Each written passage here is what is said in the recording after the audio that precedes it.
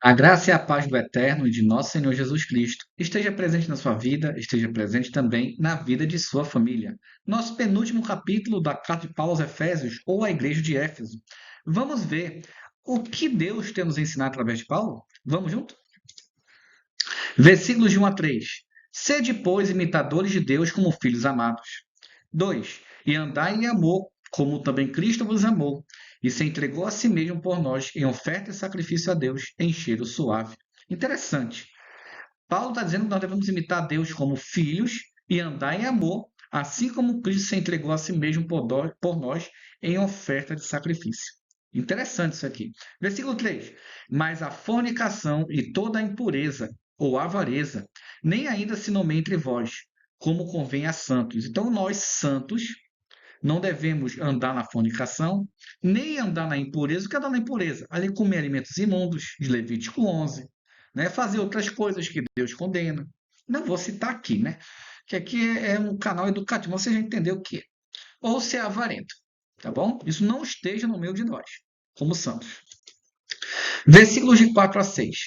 Nem torpezas, nem parvoices, nem chocarrices, que não convém, mas antes ações de graça. Ou seja, não podemos andar com alucinógeno, não podemos andar prevaricando, nem criando confusão, nem nada com ninguém. Versículo 5. Porque bem sabeis isto, que nenhum devasso, ou impuro, ou avarento, o qual é idolatria, ou idólatra, tem herança no reino dos céus. O que, que Deus está dizendo? Paulo está escrevendo para cristão, não é para o mundano. Dentro do cristianismo, do cristão, não deve ter ninguém devasso, impuro ou avarento, que amor ao dinheiro é idolatria, é ser idólatra. Cuidado, cuidado com isso, cristão. 6. Ninguém vos engane com palavras vãs, porque por estas coisas vem a ira de Deus sobre os filhos da desobediência. Olha lá, não quer obedecer a doutrina, não quer obedecer a lei, vem a ira. Deus está falando para os salvos ou para os cristãos. Você não obedece, você vai entrar na ira. Porque você não está refletindo a Deus, você não está andando como Cristo andou. Como é que você vai andar como Cristo se você não obedece às regras? Entende? Isso é importante. 7 a 9. Portanto, não sejais seus companheiros. De quem? De quem é filho da desobediência. É isso. 8. Porque noutro tempo erais trevas, mas agora sou luz do Senhor. Andai como filhos da luz. Como é que eu ando com o filho da luz? Obedecendo a Torá. E aqui o versículo 9, né, em algumas traduções tem um parêntese. Nessa tem, mas ele está escrito no, no original. Então eu vou ler. Porque o fruto do Espírito está em toda bondade, justiça e verdade. Você só tem o fruto do Espírito se você é bondoso, é justo e vive a verdade. A doutrina, a lei, a Torá. Toda a doutrina está dentro da Torá. Versículo 10 a 12. Aprovando o que é agradável ao Senhor, e não comuniqueis com as obras infrutosas ou infrutíferas das trevas, mas antes a condenai-as, porque o que elas fazem oculto até dizê-lo é torpe. Olha que coisa pesada. Aqui está dizendo, Paulo está dizendo que eu não posso ter contato ou fazer obras das trevas, mas eu devo condenar as obras. O que é condenar? Repreender. Isso não é de Deus, isso não é bíblico, Deus não gosta disso, eu não faço isso. É isso que é condenar. Entendeu? Porque o que elas fazem oculto, até dizê-lo é torpe. Ou seja, essas obras mais o que acontece no oculto, aquilo que a pessoa faz de escondido, e até dizer isso pega mal. Olha só como é pesado. Versículo 13 a 15. Mas todas essas coisas se manifestam sendo condenadas pela luz, porque a luz tudo manifesta. Cristo tudo manifesta. Então você que tem seu pecado escondido aí, toma muito cuidado. Se arrependa, peça o Espírito para que Deus mude a sua vida. Isso é sério, isso é muito sério. Por isso diz, desperta tu que dormes, e levanta-te dentre os mortos, e Cristo te esclarecerá. Se você faz alguma coisa oculta, algum pecado oculto, a Bíblia está dizendo que você dorme, e você está entre os mortos. Mas desperta-te. Cristo vai te esclarecer, vai te dar a luz, vai te dar o Espírito, vai te dar o poder para você ser liberto. Temos que entender isso. Portanto, vede prudentemente como andais, não como nécios, mas como sábios. Nós temos que ser sábios no nosso andar, no falar e no agir. Não posso ser impulsivo. Entende? 16 a 18. Remindo o tempo, porquanto os dias são maus. Realmente, os dias são muito maus. Por isso não sejais insensatos, mas entendei qual seja a vontade do Senhor. Como é que eu vou entender a vontade de Deus? Estudando a Bíblia, lendo a Bíblia, guardando a Torá, guardando o estatuto, juízo, mandamento, ordem, o que é válido, claro. E não vos embriagueis com vinho, em que há contenda, mas encheu do Espírito Santo. A Bíblia dizendo, não beba. Ah, mas a Bíblia diz embriagar. Aí começa a desculpa do carnal para querer tomar bebida alcoólica. O que, que a Bíblia fala sobre João Batista? Que ele tinha o Espírito Santo porque não tomava bebidas alcoólicas. Não use uma palavra da Bíblia para ficar se justificando para fazer seus erros. O homem de Deus tem que ficar sóbrio. Já estudamos isso em outras cartas de Paulo. Já estudamos. Quando você bebe até um pouco de bebida alcoólica, você já começa a agir diferente. Somente que para quem não tem experiência em tomar bebida alcoólica. Então, não use essa desculpa, não. Por favor, irmãos, sejamos espirituais. 19 a 21.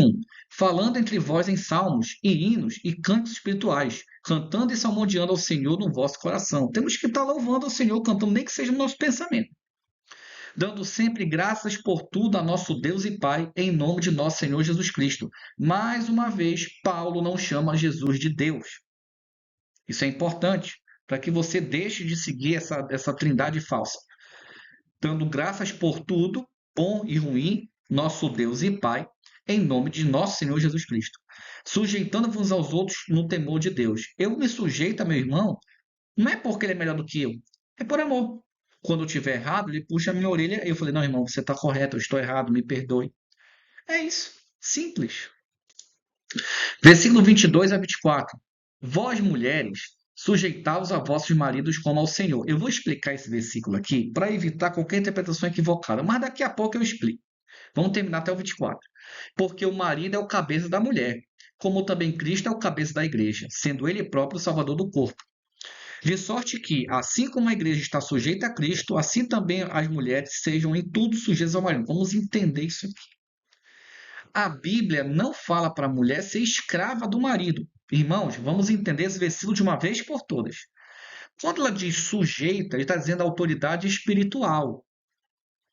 O que que Cristo fala? Maridos, amai vossa esposa, como Cristo ama a igreja, ou amou a igreja, e se deu por ela. Então, eu só posso admitir, como cristão, que a minha mulher seja sujeita a mim se eu seguir a Cristo. E espiritual, irmãos. Eu sou o sacerdote, eu que devo dar exemplo, eu que devo ensinar, eu que tenho que ter paciência. Paulo fala para Timóteo, a Bíblia está conectada. Eu não vou tirar da filosofia, porque a filosofia não precisa tirar. A Bíblia diz, a autoridade espiritual. Eu, como ser humano, me sujeito a Cristo porque Ele é minha autoridade. E eu sigo por amor. Não é por medo, irmão. Tem certas religiões que fazem a mulher ter medo do marido, pelo amor de Deus. E isso é totalmente carnal. Essa sujeição, ela é espiritual. Ou seja, a missão de ser espiritual, de dar exemplo, é do homem. E a mulher vai aprender com ele. Não se aprende Bíblia na igreja, primeiro é em casa. O homem tem que ensinar. Quem manda nascer homem? Desculpe, irmão, é a realidade. Eu, quando tiver meu casamento, eu vou explicar para minha esposa e meus filhos o que é ser cristão, na prática, não é só na boca para fora, não. É na prática, é no agir. É isso que você tem que entender. Eu estou sujeito a Cristo porque Cristo fala, Leone, você está errado isso aqui. Olha, isso aqui não é desse jeito. Você tem que mudar de vida, você tem que se converter, você tem que ser exemplo. Cristo fala para mim, você tem que ser nova criatura. E isso é me sujeitar a ele, entender os conceitos dele, entender quem é Cristo e aceitar. É isso o que a Bíblia está dizendo. Que o homem ele tem o mesmo dever que Cristo tem com a igreja. É ensinar a Bíblia, ensinar a doutrina. E a mulher vai olhar, não, meu marido é bíblico, meu marido segue a doutrina, meu marido está correto, e eu vou seguir o mesmo caminho que ele. É isso. Mas temos que ser espirituais. Aí tem uns vídeos na internet que eu já vi umas coisas assim, Deus me livre. 25 a 27. Olha só o que eu acabei de falar. Olha só como Deus é maravilhoso. Vós, maridos, olha só, você que é casado, você que é cristão, cristão. Amai vossas mulheres, como também Cristo amou a igreja e a si mesmo se entregou por ela. E agora, maridão? E agora? Na hora de abrir a boca, alguns homens, você tem que ser submisso e tal. Isso aí ele usa à vontade. Mas e você agora, Cristo lhe ensinando que você tem que amar sua esposa como Cristo ama a igreja? Sabe o que significa? Você não pode levantar a voz para sua esposa, você não pode ser avarento com a sua esposa, você não pode ser arrogante com a sua esposa, você tem que amar sua esposa com a sua própria vida ou mais do que a sua própria vida. E agora, marido? E agora? Uma vez eu fui pregar isso aqui numa igreja, isso deu problema, porque os homens não gostaram de ouvir isso aqui não. E eu prego a verdade, ou você se converte ou se perde, acabou. Eu pego um versículo desse aqui e falo para Deus, Senhor, quando eu casar, me ensina a botar em prática. Eu quero seguir o que você está mandando. Eu sou assim. Eu não sou casado, mas estou falando para você. Versículo 26. Para santificar, purificando-a com a lavagem da água pela palavra. Olha lá, quem ensina a palavra para a mulher? O marido. É isso aqui que é ter autoridade, irmão. Não é fazer sua mulher de escrava, não. De empregada. Deixando bem claro isso aqui. 27. O 27 é como a Bíblia diz, é o ponto finale, né? Para entender esse assunto de uma vez. Para apresentar a si mesma igreja gloriosa. A mulher, a sua esposa, sem mácula, sem ruga, nem coisa semelhante, mas santa e irrepreensível. Sabe por que hoje o casamento não está dando certo? Porque o homem não sabe a Bíblia, o homem não sabe a doutrina, a mulher não sabe nada e os dois caem. E é culpa de quem? Do sacerdote. E agora? Que exemplo você está dando para os teus filhos? O teu filho não faz o que tu fala, ele faz o que tu faz. Filho não é papagaio de pirata. Filho é espelho. Isso é uma coisa muito séria. Versículos 28 a 30. Assim devem os maridos amar suas próprias mulheres, como a seus próprios corpos. Quem ama a sua mulher ama a si mesmo. Isso aqui, para muito homem, deve estar doendo. Somente para algumas denominações que colocam o homem assim como se fosse deuses. E a mulher não vale nada. Cristão. Estou falando com cristão. Olha isso aqui. Homem, olha isso aqui. Isso aqui é sério. Isso aqui não é brincadeira, não. Isso aqui é um assunto sério. Perceba que até a fisionomia de falar do assunto desse aqui minha mudou. A situação agora é mais grave. É muito mais grave. Casamento é coisa séria. Não é brincadeira. Não é brincadeira. Olha o que diz. Porque nunca ninguém odiou a sua própria carne. Antes a alimenta e sustenta, como também o Senhor a igreja. O homem é provedor. Mas você tem que saber. E outra coisa, eu vou abrir um parêntese aqui. Mulheres, vocês têm que ser a mulher de Provérbios 31. Não vá também pegar uma pregação dessa, jogar no seu marido e você pode fazer o que quiser e tá livre. Negativo, não. Não existe isso para Deus, não. Cada um tem sua missão. O homem de Efésios tem que ter a mulher de Provérbios 31. É a conexão bíblica. É a conexão bíblica. Não há como fugir. 30. Porque somos membros do seu corpo, da sua carne e dos seus ossos. Quando o seu casamento é perfeito, no sentido de seguir a doutrina, no sentido de seguir o que está escrito, vocês são membros do seu corpo, em tudo. Aí vocês vão entender o que é ser membro de um só corpo. E para encerrarmos o capítulo 5, 31 a 33, versículos. Por isso deixará o homem seu pai e sua mãe, e se unirá à sua mulher, e serão dois numa carne, ou uma só carne. Gente, isso aqui é a maior sabedoria de Deus.